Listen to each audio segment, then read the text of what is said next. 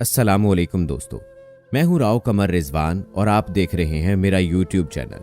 दोस्तों, हमारी आज की कहानी एक ऐसी लड़की की जिंदगी पर मबनी है जिसे मजबूरन अपने देवर से निकाह करना पड़ा। लेकिन ऐसी नौबत क्यों आई? ये एक इंतहाई सबक आमोज कहानी है, इसको आखिर तक लाजमी देखिएगा। इससे पहले मेरे चैनल को भी जरूर सब्सक्राइब करके साथ में बेल आइकॉन को प्रेस कर दें ताकि लेटेस्ट अपलोड होने वाली सबक आमोज कहानियां आप तक बर वक्त पहुंचती रहें। तो चलिए दोस्तों, शुरू करते हैं अपनी आज की कहानी। हमारी दादी वसीओ अरीज ज़रई अराजी और जायदाद की मालिक थीं। उन्होंने आधी जायदाद अपनी जिंदगी में औलाद के नाम कर दी और आधी मलकियत अपने नाम पर रहने दी ताकि बेटों को अपने दबाव में रख सकें। दादी दबंग किस्म की खातून थी। उन्होंने अपनी दौलत के बलबूते पर दादा पर भी हुकूमत की। वो एक बड़े जिम्मेदार घराने से थी, तभी उनका मिजाज आमिराना था। अना परस्ती के बायस अपनी कही बात से किसी की भी रूह गर्दानी को बर्दाश्त नहीं कर सकती थी। कर्ज के हमेशा हुकूमत करना चाहती थी। उनके इसी हाकिमाना मिजाज से उकताकर दोनों चचा दादा की रहलत के कुछ अरसे बाद ही बैरूने मुल्क चले गए। दादी के पास मेरी वालदा और वालिद रह गए। मेरे बाबा जान अपनी माँ का हद दर्जा एहतराम करते थे और उनके हर हुक्म पर सर तस्लीम खम कर देते थे।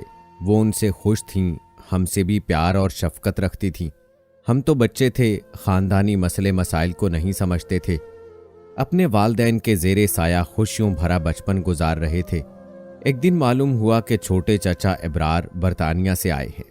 मैं और फरहाना बहुत खुश हुए क्योंकि उनकी नई नवेली दुल्हन साथ आई थी जिनको वो इंग्लैंड से ब्याह कर लाए थे। हमारी ये चची अंग्रेज न थीं बल्कि एक पाकिस्तानी फैमिली से थीं जो अरसे से लंदन में रहती थी। हम बड़े इश्तियाक से दुल्हन चची को देखने के लिए कमरे से निकले, मगर वहां खुशी की बजाय अफसुर्दगी की घटा छाई हुई थी। दादी ने बहू को कबूल करने से इनकार कर दिया था क्योंकि उनके ख्याल में वो ठीक खानदान से ना थी और ऐसा लिबास जेबे तन कर रखा था जो किसी मुस्लिम खातून को जेब ना देता था। इसी वजह से उन्होंने उनको धुतकार दिया। चचा वालदा से खफा होकर बीवी के हमरा अपना सामू लेकर घर से चले गए। माँ के बर्ताव से नई नवेली बहू का ऐसा दिल दुखा कि उस दिन के गए वो पलट कर ना आए और बरसों गुजर गए। इस दौरान चचा 2 बच्चों के बाप बन गए। दादी ने बहू को देखते ही कहा था कि जिस हुलिये में आई हो किसी कम्मी खानदान से लगती हो। यह खानदानी हवेली है, याद रहे दोबारा यहाँ कदम ना रखना।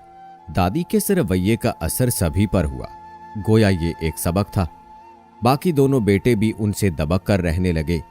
लंदन जाने के बाद मंझले चचा साल में एक बार माँ से मिलने पाकिस्तान आ जाते और तभी वो चचा अबसार से राजी थी, मगर छोटे चचा ने उनसे राब्ता ना रखा जिसका दादी को कलक था। मगर कहती भी थीं कि मेरी जिंदगी में छोटे की दुल्हन इस हवेली में कदम ना रखेगी। सो मेरी किस्मत में 6 साल की हुई तो वालिद के साए से महरूम हो गई।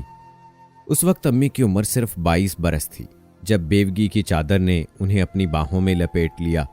उनके बेवा हो जाने का दुख हर किसी को था, मगर यह सदमा दादी के लिए जानलेवा था क्योंकि वो अकेली हो गई थी। इद्दत की मुद्दत खत्म हो गई तो मामू अम्मी को लेने आ गए। दादी ने हमको उनके हवाले ना किया। तभी मेरी माँ ने भी अपने मरहूम शौहर के घर से कदम निकालने को मुनासिब ना जाना क्योंकि वो हमारे बगैर नहीं रह सकती थी। उनको सास के तन्हा रह जाने का भी एहसास था। मेरे वालिद के इंतकाल की खबर बरतानिया में उनके दोनों भाइयों को दी गई। वो 2 माह बाद हमारे गम में शरीक होने को आ सके। उन्होंने मेरी माँ और अपनी वालदा को तसल्ली दी।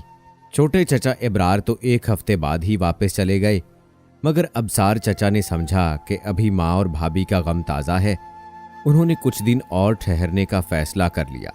एक रोज़ दादी ने बेटे से कहा, अबसार मेरी बात गौर से सुनो। तुम्हारी भाभी के भाई उनको लेने आए थे। अभी नवीदा जवान है, वो ज़रूर अपनी बहन की दूसरी शादी कर देंगे। तभी मैंने बच्चियों को उनके साथ जाने की इजाज़त नहीं दी क्योंकि मेरी पोतियां माँ से जुदाई का दुख नहीं सह सकती। अब तुम इस बारे में क्या कहते हो? अम्मा जान, मैं क्या कह सकता हूँ सिवाय इसके कि इन बच्चियों की कफालत के लिए बाकायदगी से खर्चा दूं और उनकी सब जिम्मेदारियां उठाने को तैयार हूं। अल्लाह का दिया बहुत कुछ है बेटा, खर्चे की किसको फिक्र है। अलबत्ता जिम्मेदारी वाली बात दुरुस्त है, इनके सर पर बाप का साया नहीं है, तुम्हें ही इनकी जिम्मेदारियां उठानी हैं। तुमने अभी तक शादी नहीं की तो मैंने सोचा है क्यों ना तुम अपनी बेवा भाभी से निकाह कर लो, इस तरह हमारी बच्चियां महफूज हो जाएंगी। मां के मुंह से ये बात सुनकर अबसार चचा पर घड़ों पानी पड़ गया। उन्होंने दादी की इस तजवीज को मानने से इनकार कर दिया। अम्मा जान, आपके तमाम इरशादात सर आंखों पर, ये बात मगर मैं नहीं मान सकता। भाभी को मैं उनकी माँ और बच्चियों को अपने जिगर गोशे समझकर जो कुर्बानी आप कहेंगी वो देने को तैयार हूं। जब सास के मुंह से ऐसी बात अम्मी ने सुनी, वो भी सख्ते में आ गईं। अपने देवर को किसी तौर जीवन साथी कबूल करने पर तैयार न थी। उन्होंने पहली बार सास के सामने जुबान खोली, कहा कि बेशक आप लोग मेरे मरहूम शौहर की सब जायदाद ले लें, मुझे कुछ न दें, मगर देवर से शादी पर मजबूर ना करें। मैं इनको अपना भाई समझती हूं। दादी ने अपना दुपट्टा बहू के कदमों पर रख दिया, बोली, चाहे इसको फिर से मेरे सर की जीनत बना दो, चाहे ठोकर मार दो, मगर मेरे कहने की तुमको लाज रखनी होगी। गर्ज इस तरह दबाव डालकर उन्होंने चचा अबसार और अम्मी को मजबूर कर दिया और 2 जिंदगियों की बर्बादी का आगाज हो गया। अम्मी से चचा अबसार की शादी हो गई। तब दादी ने उनको मजबूर किया कि तुम बीवी को साथ ले जाओ और बच्चियां मैं अपने पास रखूंगी। मगरिब का माहौल मेरी पोतियों के लिए दुरुस्त नहीं है। अम्मी को यूं उन्होंने बरतानिया भिजवा दिया। हमारा लड़कपन दादी जान के पास लाहौर में गुजरा। किसी शय की कमी न थी, कमी थी तो सिर्फ अम्मी जान के साथ की, जो अब हमसे हजारों मील दूर जा चुकी थीं। जब मैंने 7वीं जमात पास की तो अचानक दादी जान को अपने गांव की हवेली का ख्याल आ गया, जो बरसों से वीरान पड़ी थी। वो बैठे बिठाए लाहौर से गांव पहुंच गई ताकि अपनी अराजी की ज्यादा खबर रख सकें। वहां कुआं खुदवाया, बाग लगवाया कि बच्चियों को आबाई हवेली में खुशगवारी का एहसास हो। उन दिनों गांव में बिजली ना थी, बड़ी उलझन रहती थी। बहरहाल दादी ने हमको स्कूल दाखिल करवा दिया। फरहाना 5वीं में थी कि उसने स्कूल जाने से कतराना शुरू कर दिया। वो लाहौर के अच्छे स्कूल में पढ़ रही थी, जबकि गांव के स्कूल का माहौल बहुत मुख्तलिफ था। वो परेशान रहने लगी। उसका दिल पढ़ाई से उचाट हो गया। सारा दिन उन देहाती औरतों के आसपास फिरती जो हवेली में काम करने आती और टोके पर मवेशियों के लिए घास काटती। घास की मशीन का हत्था घुमाती, ये उनके पास बैठकर देखती रहती। कभी मवेशियों के बाड़े में जा घुसती, बकरी का मेमना पकड़ लाती और उससे खेलती। कोई उसे रोकता टोकता और न कुछ कहता था कि ये बिन बाप की बच्ची थी और माँ भी जिसके पास न थी। मैंने मिडिल पास कर लिया। अब आगे क्या पढ़ती, जबकि स्कूल में मैट्रिक की क्लास ही न थी। एक दिन मैंने खत लिखकर मुलाजिम को दिया कि इसको पोस्ट कराओ। वो जानता था कि मैंने माँ को खत लिखा है। दादी को बताए बगैर उसने मेरा खत पोस्ट कर दिया। खत मिलते ही अबसार चचा ने दादी को एक खतीर रकम भिजवा दी और हिदायत की कि सुल्ताना को तालीम दिलवाइए, बेशक लाहौर के किसी ऐसे स्कूल दाखिल करा दें जिसका हॉस्टल हो। खुदा का शुक्र कि दादी ने ऐसा ही किया। इंग्लैंड में हमारी तीसरी बहन सानिया पैदा हुई। जब वो 6 बरस की हो गई तो अम्मी और चचा को वतन लौटने का ख्याल आया। वो कई बड़े बड़े सूटकेस तोहफों से भरे हुए लाए। अम्मी हमारे लिए बहुत उदास थीं। मैं मैट्रिक पास कर चुकी थी। उनके आते ही दादी को मेरी शादी की सूझी। उन्होंने चचा अबसार से मशवरा किया। कहा, चाहती हूं कि बच्चियों के निकाह इब्रार के लड़कों से कर दूं, उसको राजी कर लो। इस तरह जायदाद हमारे घर से कहीं नहीं जाएगी और हम साहिबे हैसियत रहेंगे। जब आपने पहले रोज ही भाई की दुल्हन को खड़े खड़े हवेली से निकाल दिया था, तो अब भाभी हमारी बच्चियों को क्यों कर कबूल करेंगी? ये मामला मुझ पर छोड़ दो। अभी आधी जायदाद मेरे नाम है। मैं इन रिश्तों के इव्ज जो उनको दूंगी वो सोच भी नहीं सकते। अम्मा जान, भाई जायदाद की खातिर बीवी को तो नहीं छोड़ देंगे। मैं कब बीवी को छोड़ने का कह रही हूँ? जायदाद में कशिश है, वो क्यों इनकार करेंगे? हमारी बच्चियों में क्या कमी है? खूबसूरत हैं और मशरकी तहजीब की परवरदा हैं। उनका अपना खून है। वो बीवी और बेटों की मर्जी के बगैर कुछ नहीं कर सकते। चलो देख लेते हैं, आगे जो खुदा को मंजूर हुआ। मुझे तो बस तुम्हारा इंदिया लेना था। दादी ने लंदन छोटे चचा को फोन कर दिया कि मेरी तबीयत बहुत खराब है, बस तुम आनन फानन पहुंचो। माँ से लाख नाराजगी सही। उन्होंने फोन सुनते ही देर ना की, पाकिस्तान आने को फ्लाइट पकड़ ली और दादी ने उनके लड़कों से अपनी पोतियों की शादी का मामला पेश कर दिया। साथ ही जायदाद देने की भी पेशकश कर दी। छोटे चचा को मेरे वालिद मरहूम से बहुत मोहब्बत थी। माँ की ये पेशकश उनको बुरी न लगी। बोले मेरा बस चले तो आज ही अपने बेटों का निकाह भतीजियों से करवा दूं, मगर लड़कों को राजी करना जरूरी है। वो राजी हो गए तो माँ को भी राजी कर लेंगे। मैं लंदन जाकर उनको राजी करने की कोशिश करता हूँ। मान गए तो हमरा ले आऊंगा और इंशाल्लाह मेरे भाई मरहूम की लड़कियां ही मेरी बहुएं बनेंगी। ये आपकी तरबियत और मशरकी तहजीब में पली बड़ी हैं। मेरी बीवी भी मशरकी तहजीब की परवरदा लड़कियों को बहू बनाना चाहती है, लेकिन लड़कों का क्या करूं? वो जरूर अपनी मर्जी की शादियां करना चाहेंगे। मैं जाकर उनको राजी करने की कोशिश करता हूं। अलबत्ता जायदाद के कागजात आपको मेरे सुपुर्द करने होंगे, तभी बीवी और बेटे राजी होंगे। दादी ने निकाहनामे तैयार करवाए और चचा इब्रार के हिस्से की बकिया जायदाद के कागजात बनवाकर उनके हवाले करते हुए कहा, याद रखो, अगर ये रिश्ते तय हो गए तो सुल्ताना और फरहाना के हिस्से की जायदाद भी तुम्हारे घर आ जाएगी। दादी ने बगैर चचा इब्रार की बीवी और बेटों की रजामंदी मालूम किए निकाह की तारीख भी मुतय्यन कर दी और कहा कि बेशक निकाह फोन पर हो जाएगा। चचा अबसार समझाते रह गए कि अम्मा जान ये ना करें, क्यों जायदाद की खातिर लड़कियों की जिंदगी तबाह कर रही हैं? हमारी बच्चियों से इब्रार के लड़के कम उम्र हैं। वो बोली, उम्रों की इतनी छोटाई बड़ाई से कुछ फर्क नहीं पड़ता। मैंने ये बाल धूप में सफेद नहीं किए, कुछ सोचकर ही ये सब कर रही हूँ। 20 मुरब्बे की ज़राई अराजी कुछ कम मलकियत नहीं होती जो मैं इब्रार और उनके लड़कों को दे रही हूँ। लंदन जाकर चचा ने फोन किया कि मैंने बड़े बेटे को राजी कर लिया है, निकाह फोन पर हो जाएगा, तारीख से आगाह कर दे। दादी ने मुझे लाहौर के कॉलेज में दाखिल करा दिया था कि लंदन जाना है तो पढ़ाई लाजमी है। दादी के फैसले से दिल बर्दाश्ता अम्मी और अबसार चचा लंदन चले गए। सगे भाई होने के बावजूद दोनों घरानों में मेल जोल न था। अब मेरी वालदा को कुरेद लगी कि बेटी का जिससे निकाह हो रहा है, कम से कम उस लड़के को तो देखूं। उन्होंने देवरानी से राब्ते की कोशिश की, मगर वो हाथ ना आई। ये और फिक्रमंद हुई। शौहर को मजबूर किया कि इब्रार भाई से जाकर मिलो और मुझे भी उनके घर ले जाओ, उनके लड़कों से मिलवाओ। आखिर हमारी बेटी उनके घर बहू बनने जा रही है, मैं उनकी बीवी और लड़कों के रंग ढंग तो देखूं। अम्मी के कहने से चचा अबसार ने अपने भाई के घराने के बारे में छानबीन की तो मालूम हुआ कि उनके लड़के आज़ाद ख्याल ही नहीं, मगरबी माहौल में पूरी तरह रंगे हुए हैं, बल्कि कौम लूत वाली इल्लत में गिरफ्तार हैं।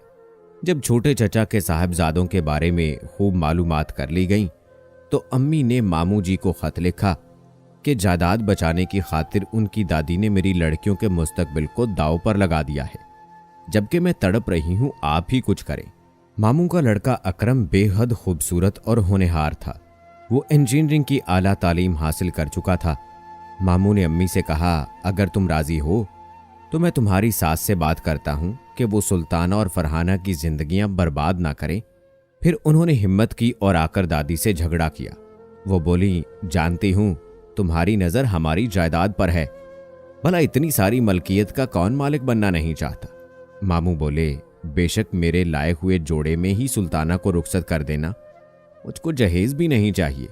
जायदाद भी आप अपने बेटों और पोतों को दे दें, लेकिन मेरी भांजियों को अनदेखी खाई में मत धकेलें। अगर उन्होंने जायदाद के लालच में इन बच्चियों को कबूल कर भी लिया तो ये लड़के हरगिज उनको रुखसत करके साथ नहीं ले जाएंगे। वो वहां जिस रंग ढंग की जिंदगी गुजार रहे हैं उसका आप तसव्वुर भी नहीं कर सकती। खुद आपने आज तक अपने इन पोतों को नहीं देखा है, मगर हमने सारी मालूमात हासिल कर ली हैं। दादी जान ने उनकी कोई दलील ना सुनी। वो जाते हुए कह गए कि पहले आपने मेरी बहन की जिंदगी बर्बाद की और अब उनकी बच्चियों की बर्बादी का सामान कर रही हैं। खुदा ही आपको हिदायत दे। जब इब्रार चचा निकाहनामे और जायदाद के कागजात लेकर लंदन पहुंचे तो उनकी बीवी और बेटों ने उनको आड़े हाथों लिया। बीवी ने कहा कि इन कागजात को फाड़ दो या फिर चूल्हे में झोंक दो। मैं हरगिज उनसे अपने बेटों की शादियां ना होने दूंगी। जिस सास ने मुझे बहू तस्लीम करने से इनकार कर दिया और एक दिन भी बतौर मेहमान अपने घर में ना रखा, उनको किसने ये हक दिया कि मेरे लड़कों के रिश्ते तय करें? चचा ने समझाया कि जायदाद बहुत सारी है, जिस घर ये लड़कियां जाएंगी हमारे आबाओ अजदाद की जायदाद भी उधर जाएगी। तुम पाकिस्तान से बहुएं लाना चाहती थीं तो इनको लाने में क्या हर्ज है? लड़कियां खूबसूरत, साहिबे जायदाद, बाहया, मशरकी माहौल की परवरदा और इतात गुजार हैं। इनके आने से हमारे घर में आराम और सुकून आ जाए। हरगिज नहीं। मुझे तुम्हारी मां के भेजे हुए ये तोहफे कबूल नहीं हैं। उनको जवाब दे दो। उधर अकरम कई बार मेरे हॉस्टल आया, मुझसे मिला और कहा कि अगर तुम राजी हो तो अब्बू यहां से तुमको घर ले जाएंगे और हमारा तुम्हारा निकाह करा देंगे। तुम एक बड़े अजाब से बच जाओगी। मगर मैंने ये कबूल ना किया, क्योंकि दादी ने मुझे पाला था, मैं उनसे धोखा नहीं कर सकती थी। मेरे साथ हॉस्टल में एक तालबा रहती थी। कुछ अरसा से उसे हल्का बुखार रहने लगा था। बिलाखिर वो हॉस्टल छोड़कर चली गई। उसके चले जाने के 1 माह बाद मुझको भी बुखार रहने लगा। मामू ममानी हॉस्टल में मिलने आए तो मैं खांस रही थी। उन्होंने कहा कि हमारे साथ चलो, तुम्हारा चेकअप कराते हैं। इसरार करके मामू डॉक्टर के पास ले गए। एक्सरे हुए, रिपोर्ट्स आईं तो हैरत हुई कि मुझे टीबी हो गई थी, जबकि हमारे खानदान में कभी किसी को ये मर्ज लाहक ना हुआ था। मैं तो जीती थी और ना मरती थी कि कहीं मामू मेरा रिश्ता लेने से इनकार ना कर दे। ये एक छूत का मर्ज था जो मुझे मेरी रूममेट से लगा था। लड़की बेचारी की सोतेली माँ थी, तभी वो गमज़दा रहा करती थी।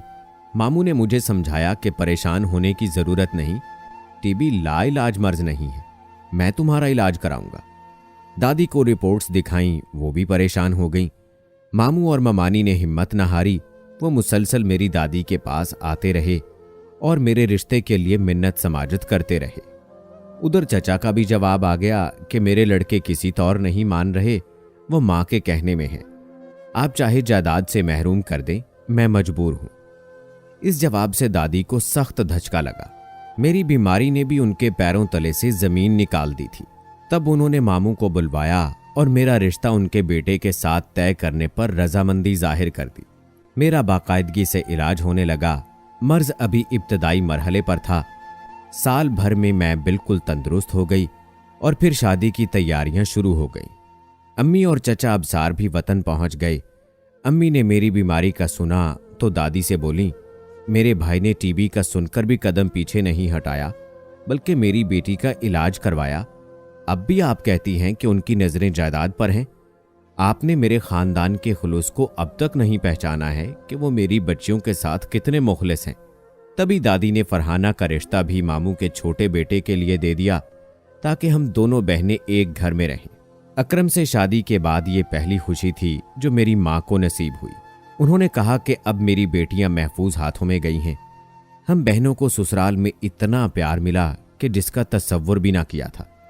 मामू और उनके बेटों ने मेरे और मेरी बहन के सब दुख अपने दामन में समेट लिए। दादी ने हमारे हिस्से की जायदाद हमको दे दी। सानिया और अम्मी का हिस्सा भी उनको दिया। चचा अबसार की वफात के बाद अम्मी सानिया को लेकर मामू के घर आ गईं। आबाई हवेली के दरवाजे बंद और वीरान हो गए, क्योंकि अब सिर्फ छोटे चचा हयात थे जो लंदन में रहते थे। मेरी शादी के 5 बरस बाद चचा अपनी फैमिली के साथ लंदन से लौट आए और हवेली का दर खुला। उनकी बीवी ने मुस्तकिल पाकिस्तान में रह जाने का फैसला कर लिया। दोनों बेटों की शादियां पाकिस्तानी लड़कियों से की और दादी की हवेली आबाद हो गई।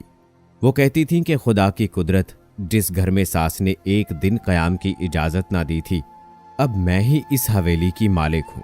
दोस्तों, बेशक हम बुजुर्गों के दिल से इज्जत और कदर करते हैं, लेकिन उनके फैसले कभी कभार ऐसे होते हैं जो एक नहीं कई जिंदगियां तबाह करते हैं। इस हवाले से आपका क्या कहना है? कमेंट बॉक्स में अपनी राय जरूर दें। मजीद ऐसी वीडियोस के लिए मेरे चैनल को सब्सक्राइब करें। मिलते हैं अगली वीडियो में। अल्लाह हाफिज।